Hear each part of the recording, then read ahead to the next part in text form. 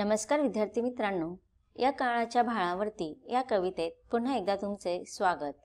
आज आपण बालभारती पाठ्यपुस्तकातील धडा क्रमांक 21 अभ्यासणार आहोत आणि या धड्याचा हा सेशन क्रमांक 2 आहे। कवी सांगतात की अथक प्रयत्नांनी, अथक कष्टांनी अशक्य गोष्ट आपण शक्य करू शकतो। मग अशा या अथक प्रयत्न करून आपल्याला नवीन विचारांची, नवीन दिशांचा मार्ग बनवायचा आहे आणि पुढे चालायचे आहे। हा संदेश कवितेतून आपल्याला कवी देत आहेत। कवितेच्या ओळींमधील भावार्थ आता आपण समजून घेऊया। कवी म्हणतात की या काळाच्या भाळावरती तेजाचा तू लाव टिळा आणि फुलू दे तुझ्या श्रमातून मानवतेचा इथे बळा। आज आपण पाहत आहोत की युग बदलत चाललेला आहे। जसं जसं युग बदलत चाललेला आहे तरी पण समाजामध्ये आपल्याला अज्ञानता, अंधश्रद्धा, विषमता, बुरसटलेल्या प्रथांचा अंधकार पाहायला मिळतो। मग कवी म्हणतात की या बुरसटलेल्या विचारांचा किंवा प्रथांचा अंधकार इथल्या मानवतामध्ये बसलेली आहे आणि आज नवीन तरुण पिढी अपार कष्ट करून, मेहनत करून नवविचारांची बाग फुलवायला हवी। कोणाला तर नवीन तरुणांना अथक कष्टानेच इथल्या माणुसकीचा मळा फुलणार आहे। अशा तेजस्वी विचारांचे शिंपण करून कष्टाने मानवतेचा मळा फुलवण्यासाठी कवी सगळ्यांना प्रेरित करत आहेत आणि नवीन युगातील ह्या नवीन पिढीकडून कवी अशी अपेक्षा करत आहेत। पुढे कवी म्हणतात की काट्यामधल्या वाटातून चालत जा तू पुढे पुढे। काटे म्हणजे तुम्हाला माहिती असतं की आपण जेव्हा गुलाबाचं फूल पाहतो की नाही, किती सुंदर असतं। म्हणजे जिथे गुलाबाचं फूल आहे तिथे काटे सुद्धा आहेतच। मग जर आपली स्वप्न मोठी असतील तर हे स्वप्न सहजासहजी पूर्ण होणार आहेत का? नाही, ते साकार करण्यासाठी आपल्याला कष्ट करायचे आहेत। पण ते कष्ट करत असताना आपल्या ह्या स्वप्न साकारण्याच्या या मार्गामध्ये, वाट म्हणजेच मार्ग, रस्ता, तर या मार्गामध्ये काय होणार आहे? आपल्या मार्गामध्ये अनेक काटे येणार आहेत। काटेच म्हणजे काय? अडचणी, समस्या, संघर्ष। मग आता ह्या वाटामधून जात असताना आपल्या जीवनात अनेक अशी काठी येणार आहेत। तरी पण आपण कितीही काटे पायाला बोचले, टोचले तरी पण चालत जातो पुढे पुढे। आपल्याला थांबायचं नाहीये, पुढे पुढे चालत जायचं आहे। मग जर तू जेव्हा असं काट्यांच्या रस्त्याने ते काटे तुडवत तुडवत पुढे जाशील, या वाटा मग अलगत नेतील पाऊस भरल्या नभाकडे, झळा उन्हाच्या सरून जातील नाचत येईल पानकळा। नभ, नभ म्हणजेच काय? आकाश। पानकळा म्हणजेच पावसाळा। आता बघा किती सुंदर कल्पना इथे कवी करत आहेत। कवी म्हणत आहेत की जेव्हा हे काटेरूपी संकट आपल्या जीवनामध्ये येतात आणि पूर्ण जीवन आपलं समस्यांनी भरलेलं असतं, त्यावेळेस आपण थोडे नाराज होतो, थोडे दुःखी होतो, थोडे कष्टी होतो। आपल्या मनामध्ये निराशा घर करून जाते। पण कवी म्हणतात तिथे तू नाराज होऊ नकोस, तिथे तू थांबू नकोस, तिथे तू त्या संघर्षाचा सामना करत तू पुढे जा। जेव्हा तू ह्या संघर्षाचा सामना करत तू पुढे जाशील, तुला अनेक रस्ते मिळतील। ते रस्ते कदाचित अजून संकटांनी भरलेले असतील। आपण म्हणतो की नाही, बघा जेव्हा माझ्यासमोर येतात ते सगळे चारी बाजूनी संकट येतात। असे बरेच लोकांच्या मुखातून तुम्ही ऐकलेलं असणार की एखादा व्यक्ती खूप अडचणीत असेल तर तो म्हणतो की चारी बाजूने माझ्यावरती अडचणी आलेल्या आहेत किंवा माझ्याकडे चारी बाजूनी संकट आलेले आहेत। पण तू त्या कितीही संकट येऊन दे, तू पुढे चालत राहा, त्याच्यातून मार्ग काढत राहा। एक तरी तुला रस्ता मिळेल, एक तरी तुला मार्ग मिळेल जो तुला अलगत पाऊस भरलेल्या नभाकडे घेऊन जाईल। म्हणजेच काय? नभ म्हणजे आकाश की नाही।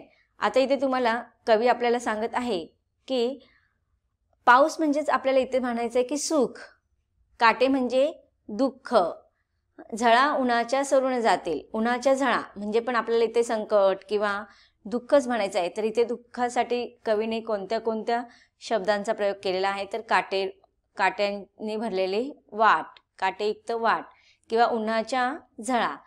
मग बघा, जेव्हा आपल्या जीवनामध्ये कष्ट येतात, संकट येतात, दुःख येतात, सगळीकडे आपण निराश भावनेने बसलेलो असतो, मग ह्या उन्हाच्या झळा आपल्याला लागत असतात.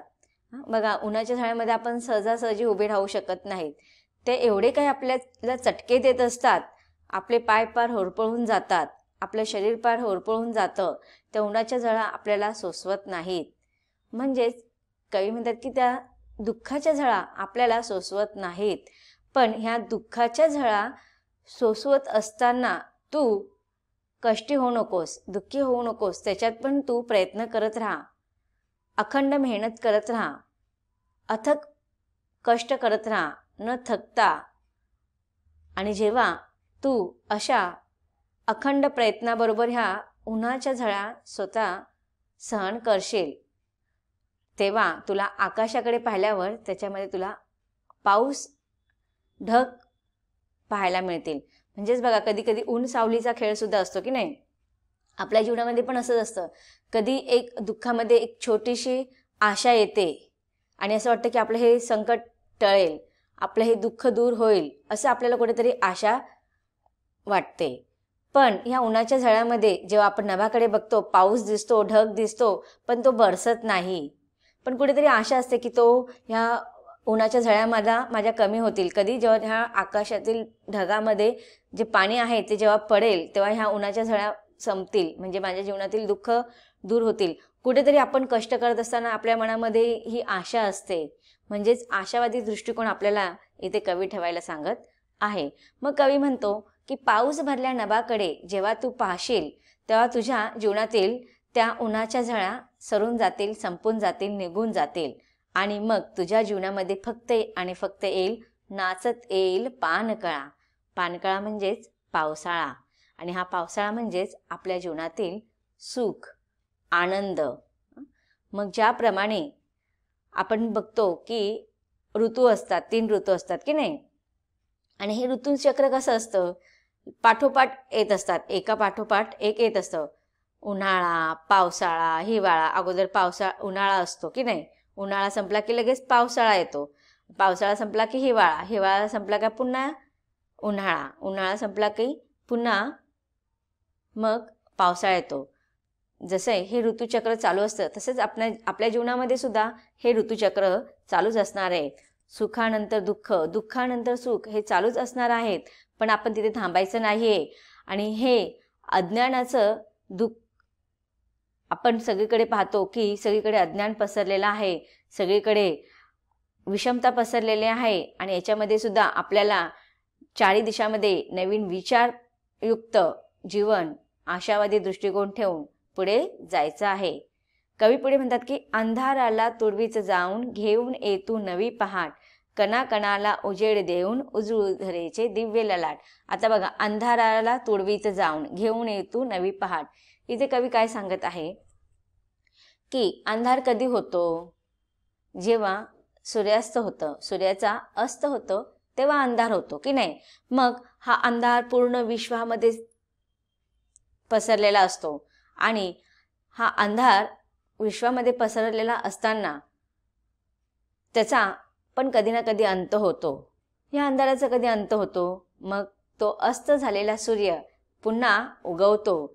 आणि जेव्हा तो अंधारातून तो अस्त झालेला सूर्य पुन्हा जेव्हा वरती येतो, आकाशात येतो, त्याचे सूर्याची किरणं पूर्ण सृष्टीला तेजोमय करून जातात. आणि नवी पहाट, नवीन आशा सगळ्यांच्या जीवनामध्ये येते. मग आता इथे कवी म्हणतात की आशा आणि अंधार आणि पहाट. अंधार म्हणजे दुःख, पहाट म्हणजे प्रकाश, आणि प्रकाश म्हणजे सुख. तरी हे जसं ऋतुचक्रामध्ये आपण पाहतो की नाही, उन्हाळा, पावसाळा हे ऋतुचक्र चालूच असतात. म्हणजे सुख आणि दुःख आपल्या जीवनामध्ये चालूच असतात. तसंच आपल्या दैनंदिन जीवनामधील सुद्धा हा नित्यक्रम आहे. दिवस रात्र हे चालूच असतात. म्हणजेच सुख आणि दुःख चालूच असतं. मग अंधार संपतो आणि पुन्हा सगळ्या विश्वाला, सगळ्या सृष्टीला तेज देणारा अशी नवीन पहाट होते. सूर्याचे सगळे किरण सगळ्या विश्वावरती आच्छादित होतात आणि सगळ्यांच्या जीवनामध्ये नवीन अशी पहाट सुरू होते. मग इथे कवी म्हणतात जेव्हा नवीन पहाट तू घेऊन येशील ना तेव्हा तुला काय करायचंय माहितीये का?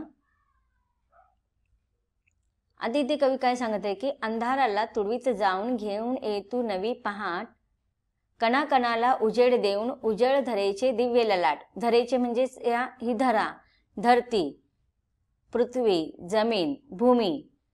ललाट म्हणजेच नशीब, आपण इथे नशीब म्हणतो किंवा आपलं कपाळ. डोंगर, सागर, फत्तर. डोंगर, सागर म्हणजे समुद्र किनारा की नाही, समुद्र. फत्तर म्हणजे दगड, खडक. सुवर्ण सुंदर देई कळा. कळा म्हणजेच काय तर रूप, आकार. तर इथे कवी आपल्याला म्हणत आहे की जेव्हा तू तुझ्या अथक प्रयत्नांनी ह्या अंधारावरती मात करशील आणि घेऊन येशील नवीन पहाट, त्यावेळेस काय होणार आहे, जेव्हा हा तेजोमय नवीन पहाट येणार आहे तर ह्या सृष्टीतील प्रत्येक कणाकणाला उजेड देऊन जाणार आहे. आता तुम्ही पाहता की नाही, सूर्याची किरणं जेव्हा ह्या सृष्टीवरती पसरतात तेव्हा तो सगळ्या विश्वाला प्रकाश देऊन जातो.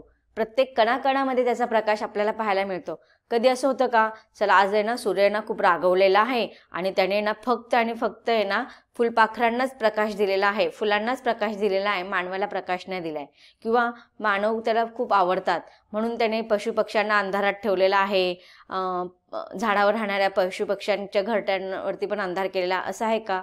नाही. तर ह्या सृष्टीतील, या निसर्गातील प्रत्येक कणाकणामध्ये तो प्रकाशित देऊन जातो. मग आपल्यालाही असंच करायचं आहे.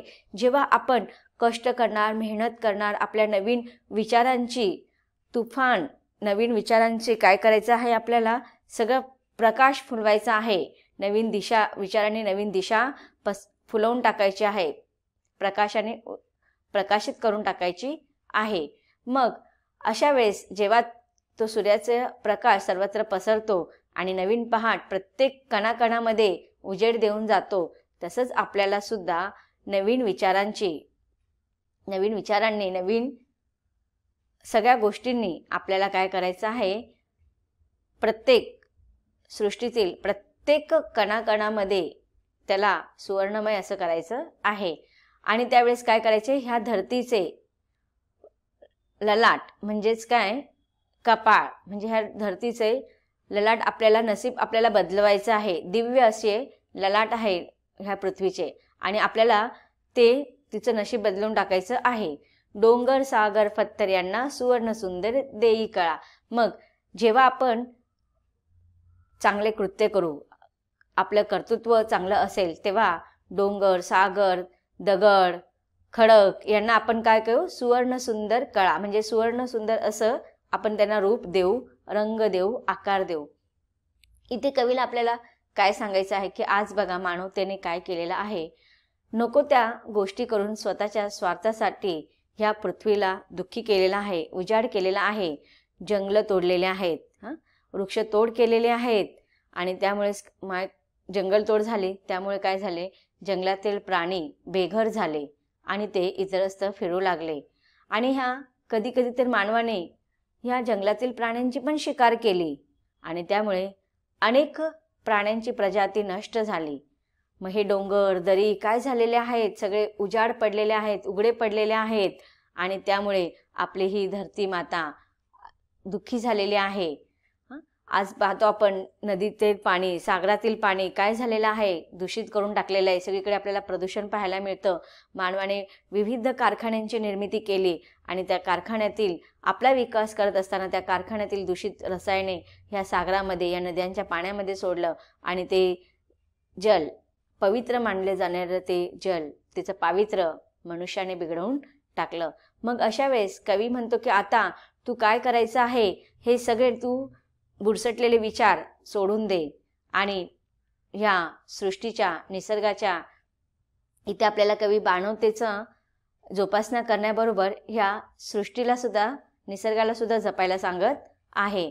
आणि ह्या निसर्गाचं जपणूक करत असताना आपल्याला ह्या धरती मातेचं जे आपण तिचं नुकसान केलेलं आहे, आपण तिला दुःखी केलेलं आहे, तिचं ते नशीब आपल्याला दिव्य असं करून टाकायचं आहे. तिचं नशीब आपल्याला आता बदलून टाकायचं आहे. ह्या डोंगर, दरे, सागर, दगड, खडक यांना सुवर्ण सुंदर अशा रूप द्यायचं आहे आणि आपल्या जीवनाबरोबर ते ही निसर्गसृष्टीसुद्धा सार्थकी करायची आहे, बदलून टाकायची आहे. विद्यार्थी मित्रांनो, आता या कवितेच्या ओळीमध्ये आलेल्या कठीण शब्दांचा अर्थ आपण जाणून घेऊया. पाहूया कठीण शब्दांचा अर्थ. शब्दार्थ. नभ, आभाळ, झळा, गरम पाण्याचा झोत किंवा स्रोत, सरून संपून, पाणकळा पावसाळा, उजळ प्रकाशित कर, धरेचे, धरतीचे, भूमीचे. ललाट, कपाळ, नशीब, दिव्य, तेजस्वी, फत्तर, दगड, खडक, सुवर्ण, सोने, कळा, रूप. तर विद्यार्थी मित्रांनो, या कवितेमधून आपण काय शिकलो? कवी आपल्याला सांगतात की जेव्हा आपण अडचणींचा सामना करत काट्याकुट्यातून मार्ग काढत पुढे जातो तेव्हा आपल्याला तो आनंदाचा क्षण हा पावसाळ्याप्रमाणे वाटतो आणि पानकळा आल्यावरती आपल्या जीवनातील हे दुःख जणू पावसाच्या त्या पाण्याबरोबर पळून जातात असं आपल्याला कवी ह्या कवितेच्या ओळीमध्ये सांगत आहेत. कवितेच्या पुढील ओळींचा भावार्थ आपल्याला समजून घ्यायचा आहे, परंतु त्याचा अभ्यास आपण पाठाच्या पुढील भागात करणार आहोत. धन्यवाद.